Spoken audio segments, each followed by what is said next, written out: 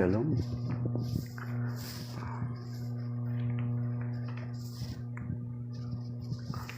Our Catholic Daily Gospel reading, or our Gospel reading of the day, I will include yesterday. Okay. Kasi hindi ko siya kahapon nabasa. Gusto ko i-include ngayon. The Gospel of the Lord according to Luke chapter 14, verses 15 to 43. Glory to you, Lord. One of his fellow guests, on hearing this, he said to him, "Blessed is the one who will dine in the kingdom of God." He replied to him, "A man gave a great dinner to which he invited many. When the time for the dinner came, he dispatched his servant to say to those invited, 'Come, everything is now ready.' But one by one they all began to excuse themselves. The first said to him, 'I have purchased a field and must go to examine it. I ask you, consider me excused.' And another said, 'I have purchased five yoke of oxen and am on my way to evaluate them. I ask you, consider me excused.' Another said, 'I have just married a woman and therefore I cannot come.' The servant went and reported this to his master. Then the master of the house, in a rage, commanded his servant go out quickly into the streets and alleys of the town and bring in here the poor and the crippled, the blind and the lame.' The servant reported, 'Sir, your orders have been carried out and still there is room.' The masters then ordered the servant, 'Go out on to the highways and hedgerows and make people come in that my home may be filled. For I tell you, none of those men who were invited will taste my dinner.'"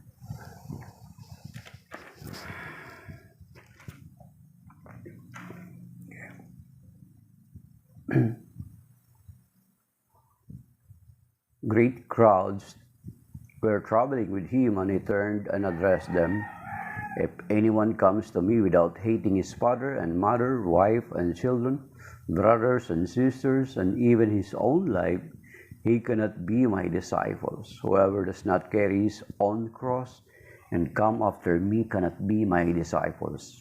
Which of you, wishing to construct a tower, does not first sit down and calculate the cost to see if there is enough for its completions? Otherwise, after laying the foundation and finding himself unable to finish the work, the onlookers should laugh at him and say, 'This one began to build but did not have the resources to finish.' Or what king marching into battle would not first sit down and decide whether 10,000 troops he can successfully oppose another king, advancing upon him with 20,000 troops? But if not, while he is still far away, he will send a delegation to ask for peace terms. In the same way, every one of you who does not renounce all his possessions cannot be my disciples." Salt is good,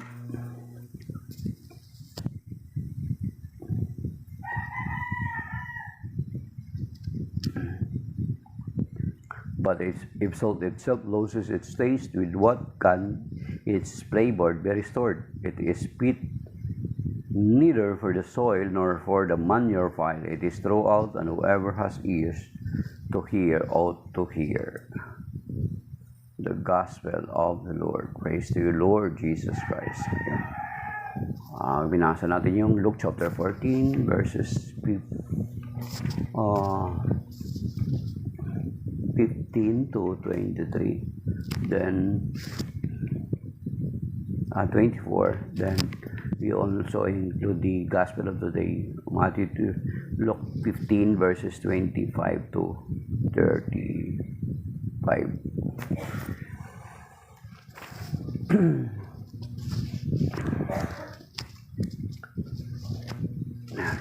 So yesterday, kahapon mga kapatid, ang Ebanghelyo ay sinasabi na ang Panginoon ay nag-aanyaya kasi kinomend ng isang kinomend ng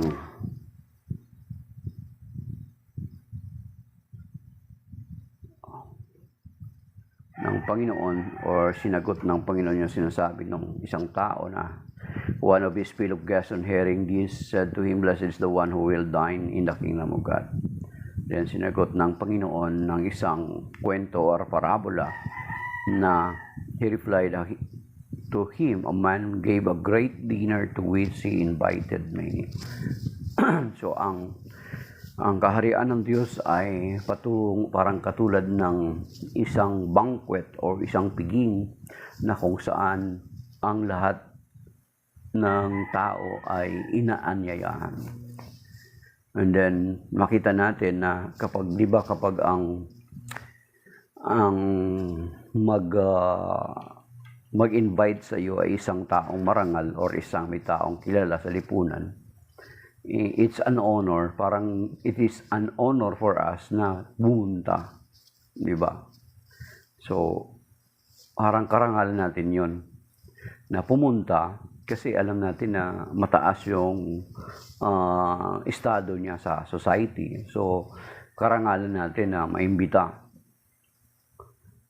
Pero dito makikita natin all of their invited persons or yung mga tao ay nagpadala ang Panginoon ng master ng kanyang mga servants to invite those people to come with this banquet. Pero many of them have their own reasons na hindi makapunta. So, nakakalungkot yun kasi unang-una at the same time, lalo na kapag alam mo na mataas yung katungkulan mo and then nirefuse ka na pumunta sa iyo, di ba parang nakaka-insulto yun sa part mo. Nakaka-insulto sa part. And then kung makikita natin ay ito'y naglalarawan din ng unang paanyaya ng Panginoon sa bayang Israel, sapagkat sila po ay sila ang pinadalhan ng mga propeta, and then they are supposed na sila rin ang magdadala sana ng liwanag sa buong mundo ng Ebanghelyo, pero they refuse. Tumanggi sila, ang dami nilang rason. And then, so because of that, nung kanilang refusal ay ang mga hintil, ang mga alagad ay sinugo sa mga hintil. Tayo yun, mga kapatid. And because of that, katulad nung nakita dito sa last part nung kahapon na Ebanghelyo from Luke chapter 14 verses 15 to 25, makikita natin na inanyayahan yung lahat ng tao. Diba? Una muna Israel, tinawag sila but they refused. Then the Lord na supposed to be sila sana din na magpalaganap ng mabuting balita patungkol sa ating Panginoon Kristo, but they refused. Then dito sa later part nakikita natin na ang lahat ay inanyayahan na rin ng Panginoon. So lahat, kahit anong klaseng estado ng buhay ay inanyayahan ng Panginoon. Ang kaligtasan, mga kapatid, is para sa lahat. So, para sa lahat, ito'y pinapaanyaya sa atin ng Panginoon. Bakit kinakailangan pang ianyaya sa atin ng Panginoon? Because we have ino-honor ng Panginoon yung free will natin.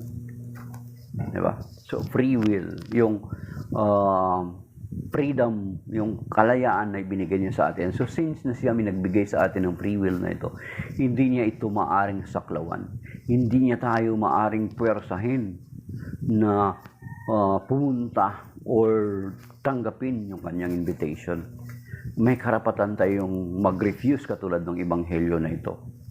So yung mga mahihirap, may mga kapansanan, lahat ng mga tao ay naniyahan doon sa piging. So, ibig sabihin, tayo lahat ay inaanyayahan ng Panginoon na tumugon sa kanyang paanyaya, sa kanyang kaharian. So, inaanyayahan tayo, mga kapatid. Kasi yun nga, sabi ko sa inyo na hindi tayo pwede pwersahin ng Panginoon. Kaya kahit titignan natin sa Revelation chapter 3 verse 20, ay doon sinasabi doon na I stand at the door and knock. If anyone hear my voice and open the door, I will dine with him and sup with him. I will dine with him. So, ibig sabihin, kung makatok siya, hindi niya binubuksan ng pwersahan yung pinto para makapasok. Ibig sabihin, andun yung paggalang ng Panginoon ng kalayaan na ibinigay niya sa atin. It is for us to accept the invitation or not, mga kapatid. Kaya nga kumakatok, kasi sabi pa nga doon sa isang illustration na ang pinto na ito is ang doorknob niya, it is a deadlock, ang doorknob niya ay nasa loob lang at wala sa labas. Ibig sabihin, maghihintay ka na pagbubuksan ka kasi hindi mo siya maaring buksan doon sa labas. So, yan. Okay. So, tayo ang magdidesisyon kung gusto ba nating tumugon sa panawagan ng Panginoon. Ang paanyaya niya na pumunta sa kanyang pingin. Kasi gustuhin man ng Panginoon. Actually, sinasabi naman niya sa banal na kasulatan sa 1 Timothy chapter 2 verse 3 and 4 na sinasabi, kalooban ng Diyos ang lahat ng tao ay makaalam ng katotohanan at maligtas. Maligtas at makaalam ng katotohanan. 1 Timothy 2, 3 and 4. So yung sinasabi niya, this is good and pleasing to God our Savior, who wills everyone to be saved and to come to the knowledge of truth.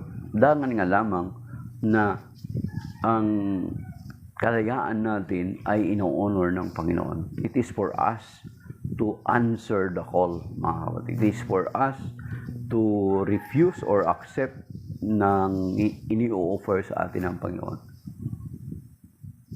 Tama naman, ang kaligtasan is free. Tama naman, ang kaligtasan ay para sa lahat. Pero ang kaligtasan na ito ay isang regalo, mga kapatid. Isang regalo. Ang kaligtasan is free, a gift. Pag sinabing gift, ay depende sa atin kung itong gift na ito tatanggapin natin o hindi. We can refuse to gifts, di ba? We can refuse. So, parang katulad dito sa Ebanghelyo ngayon, they refuse the offering, they refuse the invitation. So, ganun din tayo, mga kapatid. Gusto ng Diyos na maligtas tayo, pero kung ayaw natin. Yan yung sinasabi sa 1 Timothy 2, 3 and 4, mga kapatid. Okay. And then, yung kasunod na Ebanghelyo, it's, again, iba naman ang niya, ay ang patungkol naman sa pagsunod sa Panginoon. Sa pagsunod sa Panginoon,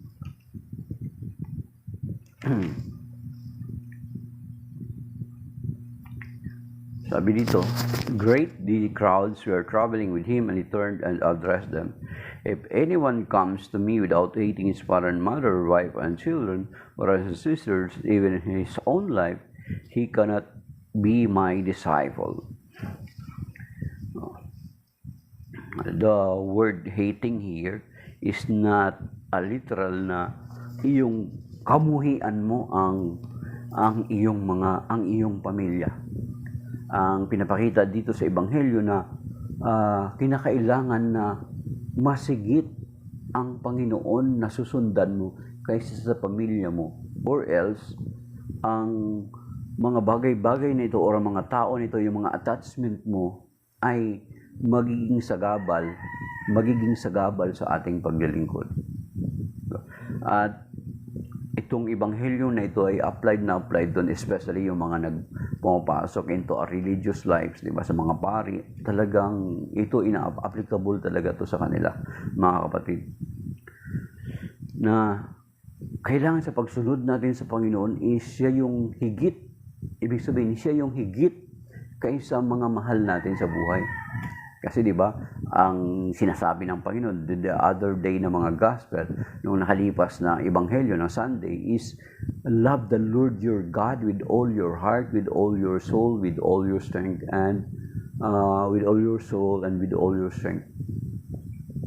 So, ibig sabihin, yung pagmamahal natin sa Panginoon, higit dapat sa mga tao or mga bagay na meron tayo.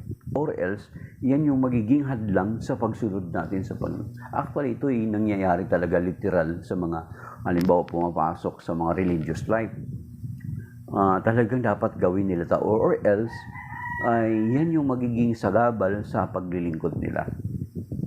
Kaya nga, sa ating pagsunod sa Panginoon, whoever does not carry his cross and come after me cannot be my disciple. Sa pagsunod sa Panginoon, mga kapatid, is not a bed of roses. It's not a bed of roses. Kapag daranas talaga tayo ng pagsubok, actually, nakalagay yan dito sa Ecclesiastico or Sirach chapter 2. Sinasabi dito, mga kapatid, sabi niya, my son, when you come to serve the Lord, prepare yourself for trials. Be sincere of heart and steadfast, undisturbed in time of adversity. Cling to Him, forsake Him not. Thus will your future be great. Accept whatever befalls you. In crossing misfortune, be patient. For in fire gold is tested, and worthy men in the crucible of humiliation. Trust God and He will help you. Make straight your ways and hope in Him. So you see, so yung sinasabi ng banal na kasulatan, na sa pagsunod natin sa Panginoon, meron talaga mga pagsubok. Hindi lang ito blessings, mga kapatid, or else siguro lahat ng tao ay susunod sa Panginoon. Pero sa pagsunod natin sa Panginoon, talagang daranas tayo ng maraming pagsubok, mga kapatid. So yun, na sabi niya, prepare, my son, when you come to serve the Lord, prepare yourselves for trials. Diba? Sa pagsunod natin. And then, diba, may sinasabi din naman yun sa Beatitude, na because of the Lord ay uusigin tayo, pagwiwikaan tayo ng kung ano-ano. So, mga kapatid. Then, yun yung mga crosses natin that we need to carry as we follow the Lord, mga kapatid. So, if you want to those who do not carry their cross and follow Him, ay hindi karapat dapat sa Kanya. Then, sabi pa rito.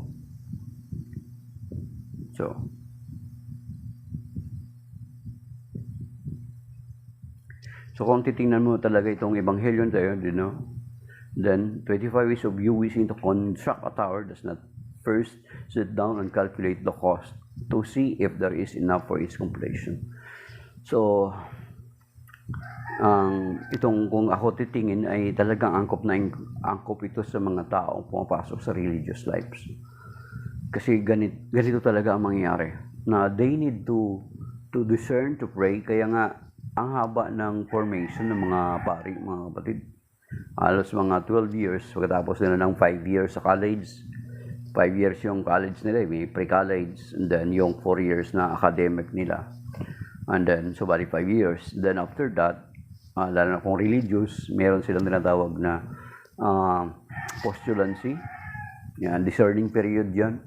Magkukon sila sa mga community, then novitiate another year, mga 2 taon.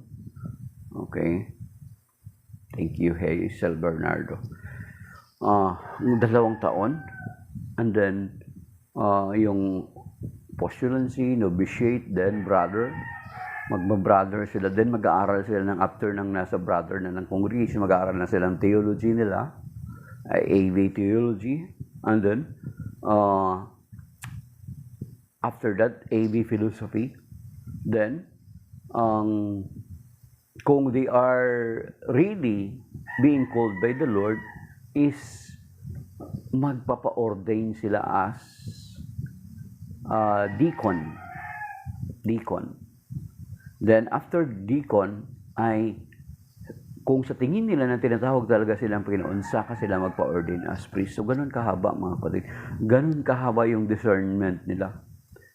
From seminary, actually, ito sa amin, mga religious kasi yung mahawak. Pagdating ng after nila sa college, siguro dahil sa may sponsor dun sa seminary, nag-aaral ng college sa seminary. Pagkatapos ng college, mag-postulant sila tapusin na nila yung postulant nila para hindi sila mahiya sa congregation.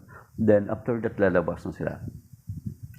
Then, ilan lang talaga yung nagkapagpapatuloy. Pero tanggap naman ng mga congregation yan. Tanggap naman. Kaya that is why may mga sponsor ko minsan ng may mga nagsusponsor sa mga seminary, pero magsusponsor sila kung nasa major seminary na, halimbawa kung magto-theology ka na, philosophy, may mga nagsusponsor na ganun. Pero kung mga seminary lang, minor seminary, halimbawa college lang, minsan they are hesitant to help kasi may ni-after kasi ng college, hindi naman magtutuloy. So parang na ano sila na hindi naman sayang naman yung kanilang ginastos na hindi naman pala matuloy sa yung hindi naman pala matutuloy magiging pare. So ano yung kinukuha ng mga yun yung kinukuha ng mga nag-sponsor. And then that is why na kasi ang pagsunod sa Panginoon na ang haba ng discernment, then ito kailangan mo daw i-calculate, tingnan mo muna kung kaya mo bang mapatapos yung construction mo ng isang building, kaya mo bang tumagtagumpay sa isang digmaan na bago ka mag-desisyon, ay kailangan mo munang pag-isipan. Yun yung sinasabi dito sa Ebanghelyo ngayon. So, yan yung ginagawa kung bakit. Kasi, pero mo try to imagine, kung magpapare ka, mga kapatid, try to imagine, ano yung ang dami mo dapat i-renounce. Ang lalo sa religious, mga kapatid. Pati yung mga magulang mo talagang, i-detach mo talaga yung sarili mo sa kanila. Una, di ba? Meron silang vow of poverty, vow of chastity, and vow of obedience. Sa diocese ng mga pare, hindi masyado yon. Parang dalawa lang kanila. Chastity and obedience. Pero poverty, wala. So sa mga religious dito sa amin, ang kanilang ari-arian lang, yung mga bigay sa kanila ng congregation or ng kanilang magulang, motor yun lang, pero ang kotse is pag-aari ng congregation, not the individual. So wala sila talaga sa sariling pag-aari. So yan mga kapatid.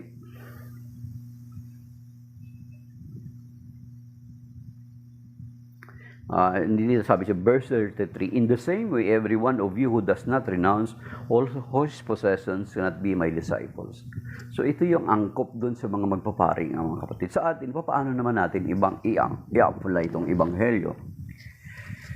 Kasi hindi rin naman natin pwede na, kung lalo na kung may pamilya ka, na ibenta mo yung mga ari-arian mo, and then, ano mangyari sa pamilya mo? So hindi siya angkop sa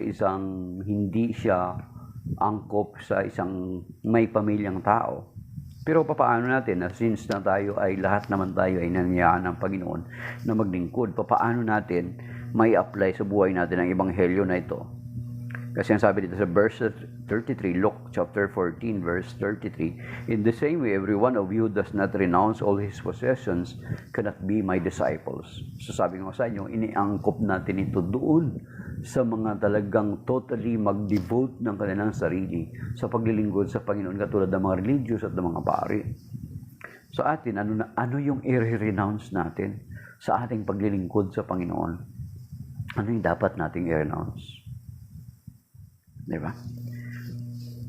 Kasi bawat isa sa atin ay tinatawagan, hindi lang yung mga mag-o-offer totally ng kanilang buhay sa Panginoon, kundi bawat isa sa atin ay inanyayahan na maglilingkod.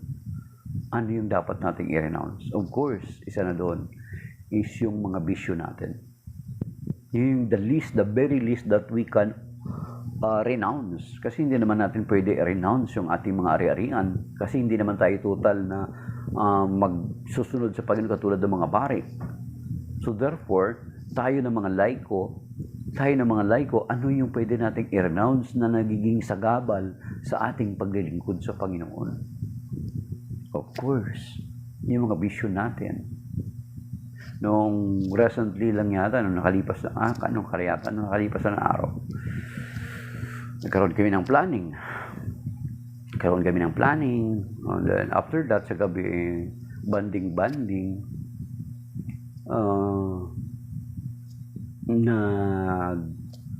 Bumili ng wine or bumili ng wine habang nag-uusap, umiinom. Ang sabi ko nga, drinking liquor or wine can be justifiable if it is not done in a daily basis. Kasi kapag ginagawa mo na yan, na daily basis, ay bisyo na yan, mga kapatid. Na kahit wala ka ng pera for other thing, bumibili ka pa rin ng alak para masatisfy yung craving mo sa alak. Bisyo na yan.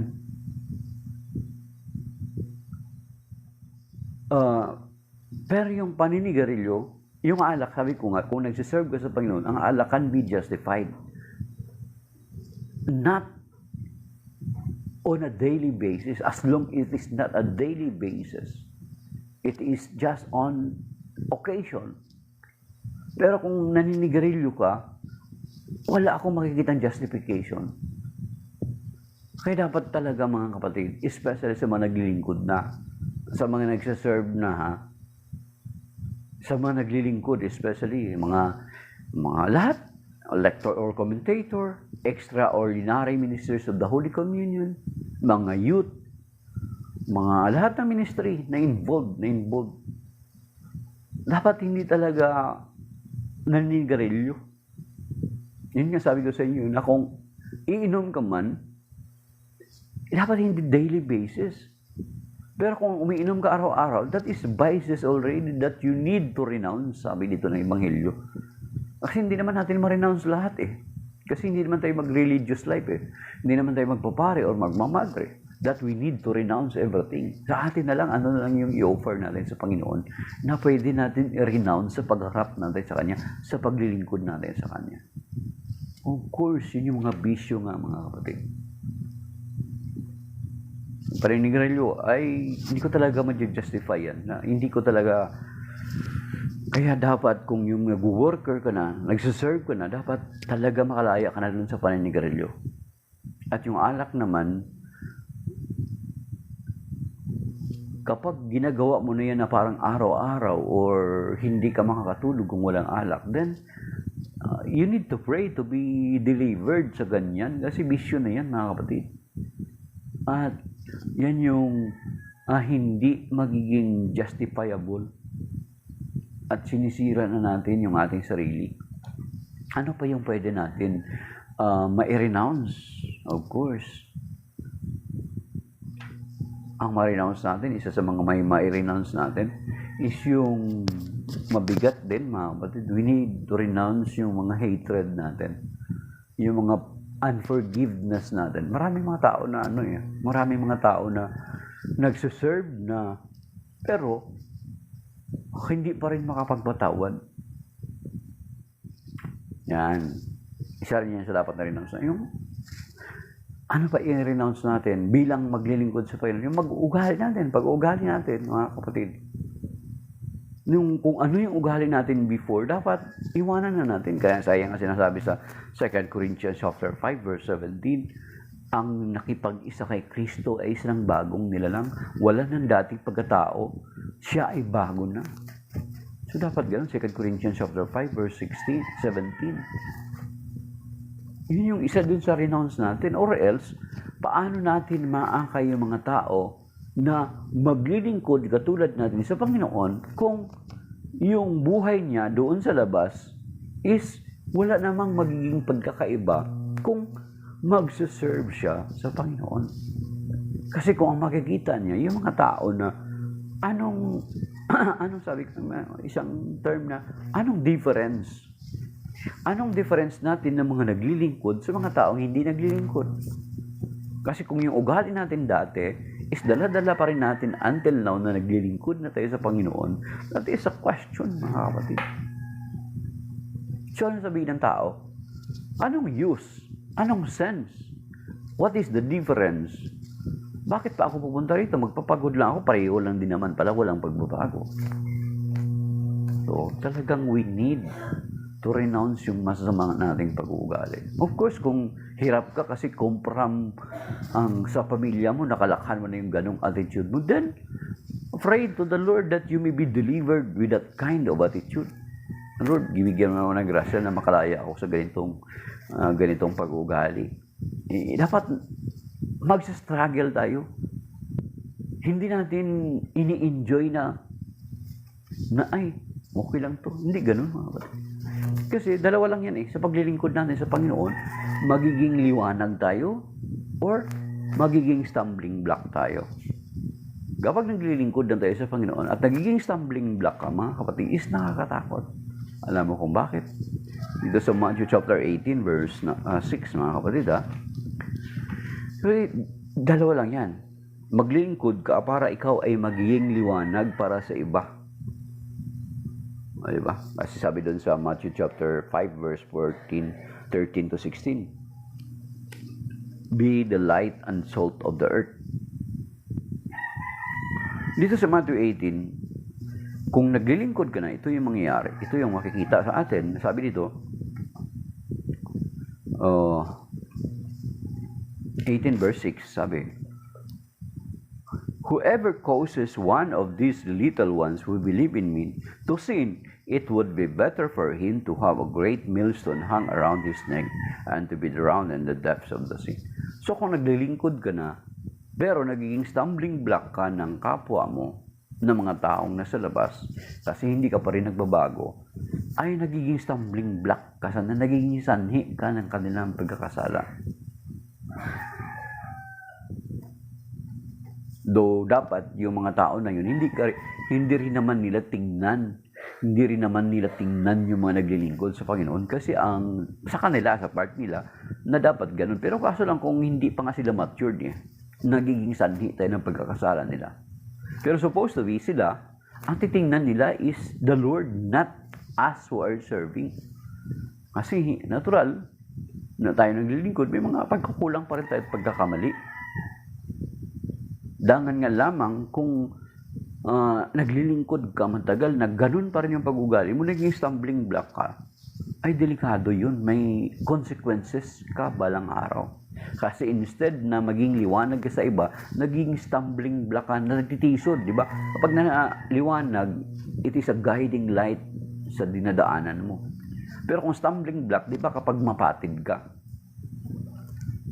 yan yung magkukos sa iyo to delay or mastumble ka, masaktan ka, at maging dahilan na hindi ka magpapatuloy. So you see, kung yung tao na yun natisod sa iyo dahilan sa iyo, na-stumble, natumba, na-fall, dahilan sa iyo, at hindi na siya magpatuloy, then the consequences will be on you. Nasabi dito, buti pa na talian ka ng gilingang bato sa legay tapos sa dagat. Bigat ng di ba? Ibig sabihin, para hindi ka pamarisan, para hindi ka gayahin ng iba. Okay.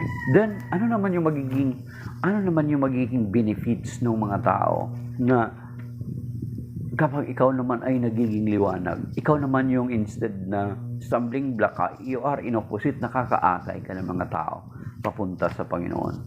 Of course, may sinasabi din sa Biblia, mga kapatid. Sa Daniel chapter 12 verse 3 dito sa Old Testament, mga kapatid. Sabi dito, tingnan mo, Daniel chapter 12 verse 3. Buksan niyo sa Bible, tingnan nyo. Bilisan ng bukas, hanap. So Daniel chapter 12 verse 3, mga kapatid, tingnan nyo. Sabi dito,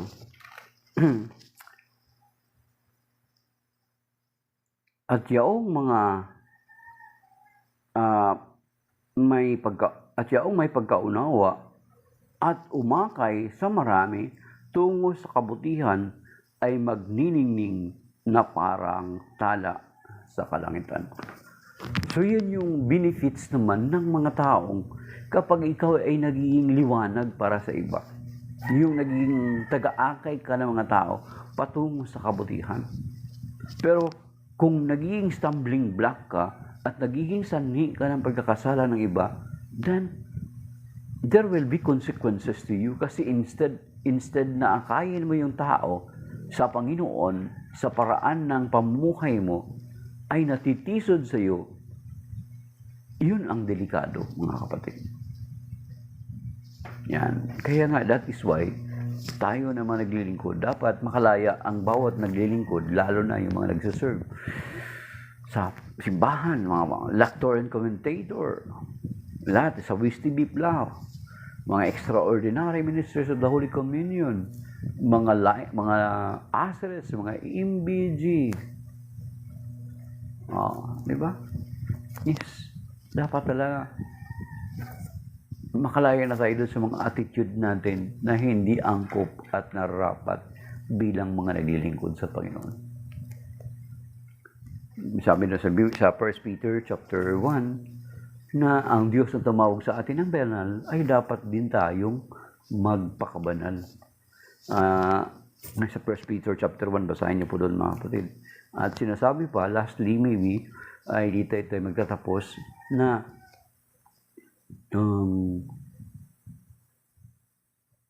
magiging reminder sa atin yung 2 Corinthians chapter 5 verse 17. Ang sinumang nakipag-isa kay Kristo ay isa ng bagong nilalang, wala na ang dati niyang pagkatao, siya ay bago niya. 2 Corinthians chapter 5 verse 17. So dapat ganun, mga kapatid. Hindi pwede na ang Panginoon ang makipag-isa sa atin. Tayo yung makipag-isa sa Kanya. Kasi kung ang tendency, kung ang Panginoon makipag-isa sa atin, ibig sabihin kung ano yung pag-uugali natin, okay lang. Pero ang sinasabi, ang sino mang nakipag-isa sa Panginoon, ibig sabihin, if you have to unite yourselves with the Lord, kung ano ang Panginoon, dapat ganun ka rin. Hindi ang Panginoon yung mag-a-adjust para sa iyo. Ikaw ang mag-a-adjust, Panginoon. Mga kapatid. Yan. So, ang invitation sa atin ng Panginoon is to renounce those things na nagiging sagabal sa ating paglilingkod sa Panginoon. Tinatawagan tayo na tumugon sa Kanyang pananayan, then to renounce those things na magiging sagabal sa ating paglilingkod sa Panginoon. At ang tanong is, sa palagay mo, ano ba yung mga sagabal na meron ka sa kasalukuyan ng paglapit natin sa Panginoon? Tayo lang makakasagot niyan, mga kapatid. And iiwanan ko yung tanong na yan. And then, ayun nga, 2 Corinthians chapter 5 verse 17, ang sino mang nakipag-isa kay Kristo ay isa ng bagong nilalang, siya ay bago na, wala na ang dati niyang pagkatao. Supposed to be, wala na yung dating pagkatao. Of course, along the way, as we serve the Lord, magkakaroon tayo ng mga problema, magkakaroon tayo ng mga pagsubok. Kasi sabi ko nga, hindi bed of roses ang paglilingkod sa Panginoon, yet dapat magpatuloy lang tayo, mga kapatid. Ay, let us pray na habang naglilingkod tayo or tumugon tayo sa paglilingkod sa Panginoon, kasi lahat naman tayo ay nanyahan, tinatawag, i-pray natin na I will not be a stumbling block for other people. Lord, give me the grace that I will not be a stumbling block for other people, but rather, I will be the light for them. I will be the light for them, mga kapatid. Kasi, mga kapatid, sinasabi ko nga sa inyo, there are people na hindi naman, lalo na tayo na mga lingkod, there are people na hindi naman talaga palabasan ng Biblia. Mapapakinggan lang nila yung Biblia sa panahon na mag-attend sila ng misa, di ba? Mapapakinggan nila first reading, second reading, the Psalms, and then yung antipod sa bagong gospel, verse sa Bible yun, din yung gospel. Yes, hindi na natin need lumipat sa ibang reliyon para makapaglingkod sa Panginoon. Of course, mga kapatid, we have the church. Ang kailangan na natin, hindi natin kailangan baguhin yung pananampalataya natin o sekta natin. Baguhin natin sarili natin. mag-struggle tayo, hindi natin ini-enjoy kung ano yung mga kasalanan na ginagawa natin. Sabi ko, di ba nabanggit ko na yan dati, yung sinabi ko na yun, katulad ni sabi mo, bro JM, di mo na need lumimos si Evangelyon para makapaglingkod sa Diyos. Katulad nung kasama ko dati sa trabaho na ang asawa niya is Jehovah's Witness pero Catholic siya. And then, nasabi niya sa akin na parang gusto niya na yung anak niya lumaki na parang katulad nung pamumuhay ng mga sa pamilya niyang asawa niya. Kasi, ngayon ko lang, kasi nakikita niya maging maayos yung bata. Pero sabi ko sa kanya is ganito. Halimbawa, sa pamilya mo, very concrete example, kayo, sa pamilya niyo,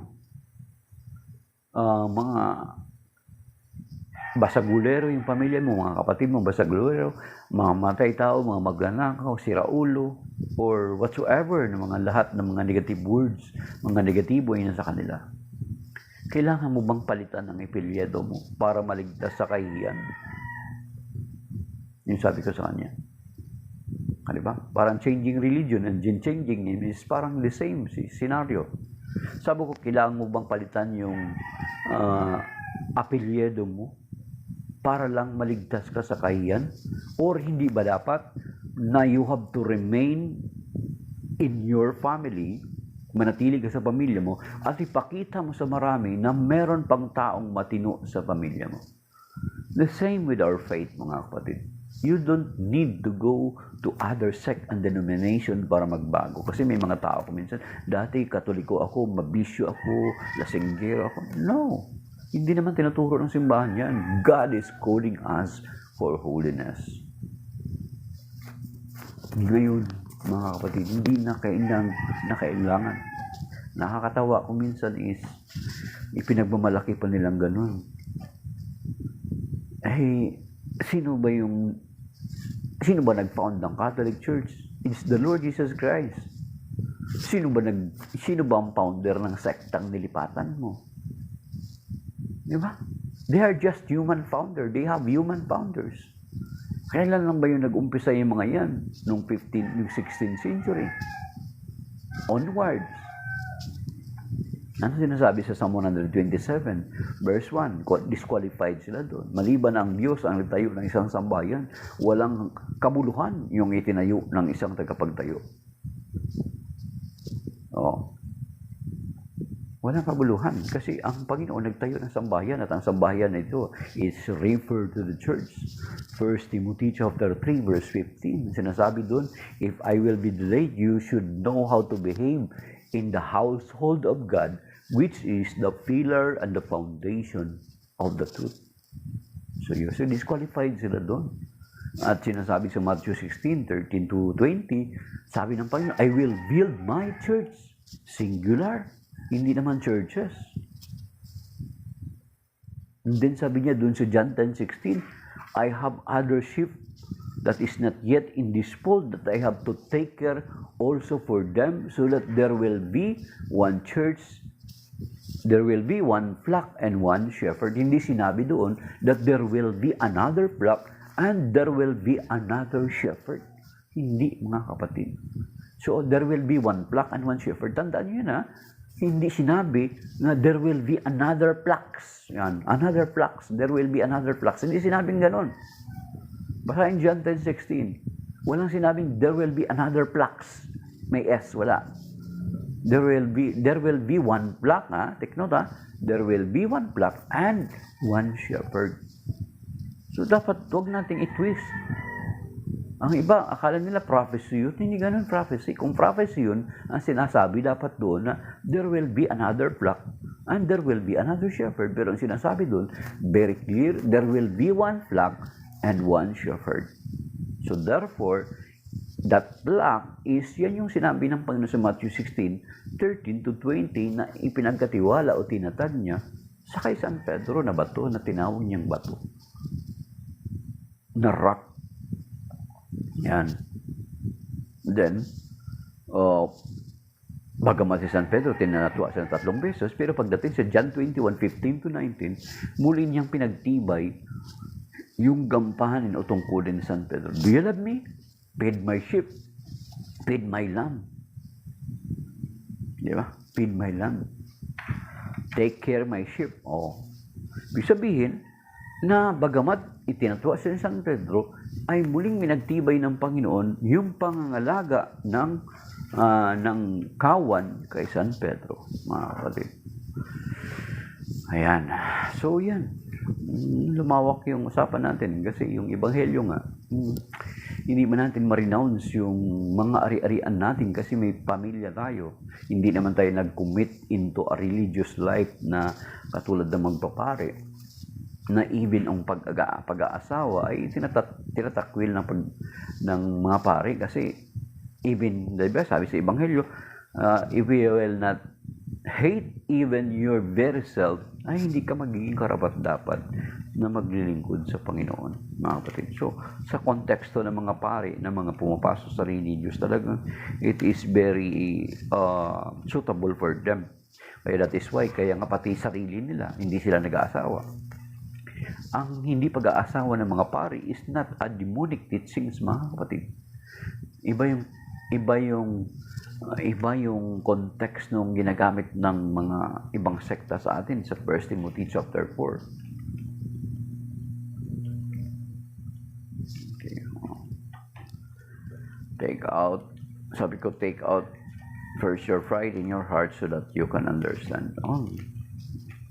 Tama yan, Brother James. Kailangan talagang alisin natin yung pride kasi ang pride is not hindi ka compatible sa Panginoon. Kung naglilingkod ka sa Panginoon, hindi ka compatible na naglilingkod sa Panginoon kung puno ka pa rin ng pride. Kasi ang pride is not of God. That is one of the 7 capital sins. And that attitude is contrast to what the Lord shows us. Sabi nga doon sa 1 Philippians chapter 2 verse 5, di ba sabi doon, magpakababa kayo katulad ni Kristo na kahit sa Diyos ay hindi siya nagpilit manatiling kapantay ng Diyos, bagkus sinubad niya ang katangian ng pagkadiyos at namuhay na katulad ng isang alipin. So therefore, kung naglilingkod ka na at may pride ka pa rin, then hindi ka compatible sa pinaglilingkuran mo kasi yung pag pinaglilingkuran mo ay nagpakababa, then of course, kung magkagayon, we need also or learn to humble ourselves before the Lord. So, maybe that is by now, mga kapatid, na sa ating pagtugon ay we need to renounce those things na nakakasagabal sa atin sa ating paglilingkod o sa pagtugon natin sa Panginoon. Yun, mga kapatid. So, maybe that is by now. Maraming salamat po sa mga nag-like at sa mga nag-tap ng kanilang screen.